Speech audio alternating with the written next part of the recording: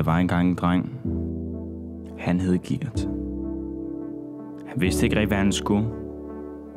Han tænkte hver dag.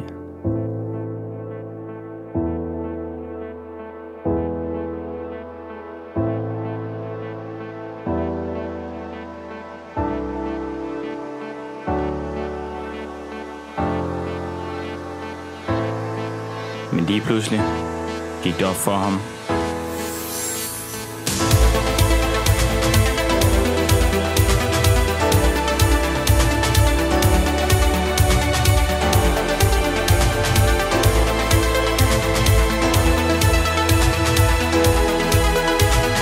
Lad os komme hjem. Okay.